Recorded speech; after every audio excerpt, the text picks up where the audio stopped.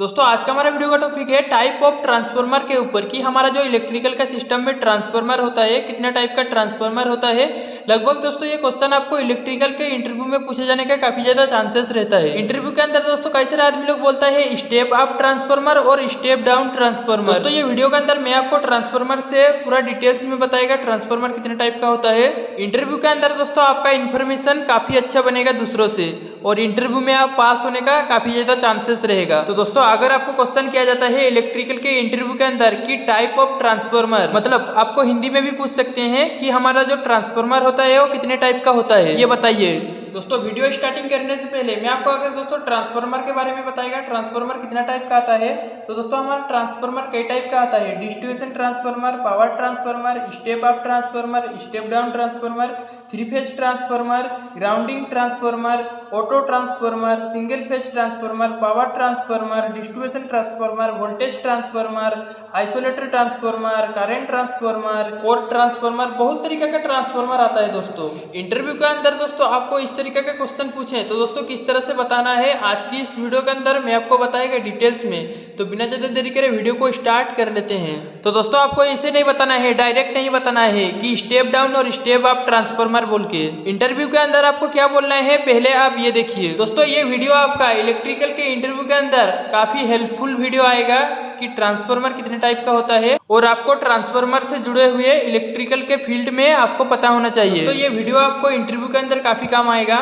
Transformer से जुड़े हुए सब कुछ आपको पता होना चाहिए। तो दोस्तों अगर आपको ट्रांसफार्मर का टाइप पूछा जाता है तो दोस्तों उस टाइम आपको जवाब देना है कि ट्रांसफार्मर को कई तरह से विभाजित किया जाता है। मतलब ट्रांसफार्मर के अंदर बेस ऑन सप्लाई, इसका मतलब ट्रांसफार्मर के अंदर दोस्तों हम लोग सप्लाई कैसे दे रहे हैं इस तरीके से भी दोस्तों हम लोग बांट सकते हैं ट्रांसफार्मर को।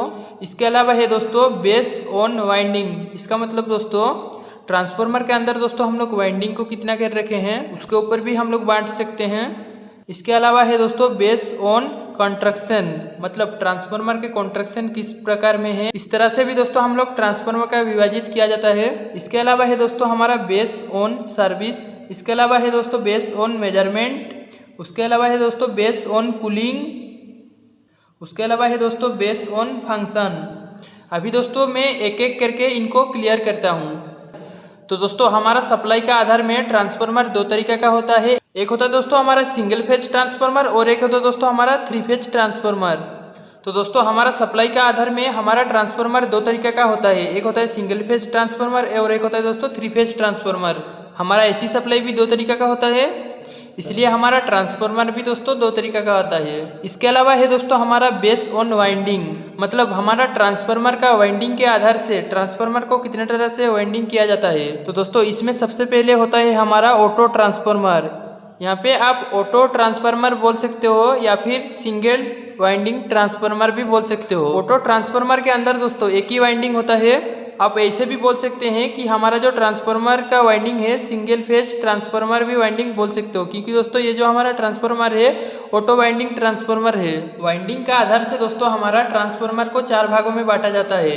एक नंबर हो गया हमारा सिंगल वाइंडिंग, दो नंबर हो गया दोस्तों हमारा टू वाइंडिंग, तीन नंबर हो गया दोस्तों हमारा थर्ड वाइंडिंग और चार नंबर हो गया दोस्तों हमारा सिक्स वाइंडिंग, मतलब 6 वाइंडिंग वाला ट्रांसफार्मर। ठीक है। इसके अलावा दोस्तों हमारा कॉन्ट्रैक्शन, मतलब ट्रांसफार्मर का जो दोस्तों वाट होता है उसका आधार में ट्रांसफार्मर को कितना भागों में बांटा जाता है। ट्रांसफार्मर का कॉन्ट्रैक्शन के आधार में ट्रांसफार्मर को दोस्तों दो भागों में बांटा जाता है।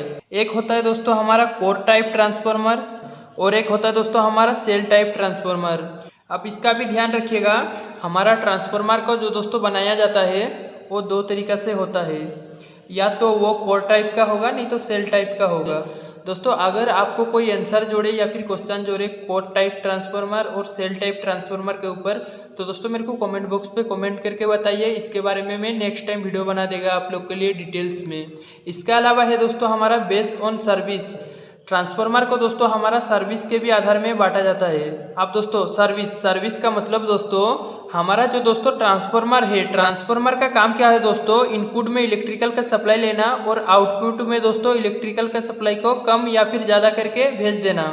वापस में आउटपुट में इलेक्ट्रिकल का सप्लाई निकालना ट्रांसफार्मर से। पर दोस्तों एक बात अब याद रखिए, हमारा जो दोस्तों ये ट्रांसफार्मर है, ट्रांसफार्मर का आउटपुट का जो दोस्तों सप्लाई होता है, इसका वोल्टेज कुछ चेंज हो जाता है ट्रांसफार्मर का। मतलब दोस्तों हमारा जो ट्रांसफार्मर का सर्विस है वो क्या करता है दोस्तों, हमारा वोल्टेज को कम ज़्यादा करता है। यहाँ पे दोस्तों सर्विस के आधार पे हमारा जो दोस्तों ट्रांसफार्मर है, ट्रांसफार्मर दोस्तों दो तरीके का होता है। एक होता है दोस्तों हमारा डिस्ट्रीब्यूशन ट्रांसफार्मर, एक होता है दोस्तों हमारा पावर ट्रांसफार्मर। हमारा जो दोस्तों डिस्ट्रीब्यूशन ट्रांसफार्मर होता है, डिस्ट्रीब्यूशन ट्रांसफार्मर से दोस्तों हम लोग को न्यूट्रल भी मिल जाता है। इसके अलावा दोस्तों हम लोग ट्रांसफार्मर को मेजरमेंट के भी आधार से बांटते हैं। अब दोस्तों सुने होंगे हम लोग जो दोस्तों ट्रांसफार्मर को उपयोग करते हैं, एक होता है दोस्तों हमारा सिटी और एक होता है दोस्तों हमारा पीटी। सिटी क्या होता है दोस्तों, सिटी होता है करंट ट्रांसफार्मर, और एक होता है दोस्तों पीटी क्या होता है दोस्तों, पोटेंशियल ट्रांसफार्मर। ये दोनों ट्रांसफार्मर को दोस्तों हम लोग इंस्ट्रूमेंट ट्रांसफार्मर भी बोलते हैं,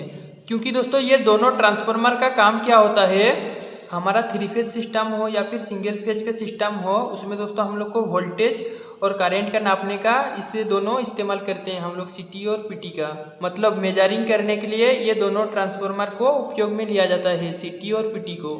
इसके अलावा दोस्तों बेस ऑन कूलिंग का भी आधार से दोस्तों हम लोग ट्रांसफार्मर को बांटते हैं। कूलिंग का आधार से दोस्तों हमारा ट्रांसफार्मर दो टाइप का होता है। एक होता है दोस्तों हमारा ड्राई टाइप ट्रांसफार्मर और एक होता है दोस्तों हमारा ऑयल टाइप ट्रांसफार्मर, जिसके अंदर दोस्तों हमारा कूलिंग ऑयल के अंदर होता है, और एक होता है दोस्तों ड्राई ट्रांसफार्मर। लास्ट जो ट्रांसफार्मर का सवाल है दोस्तों, बेस ऑन फंक्शन।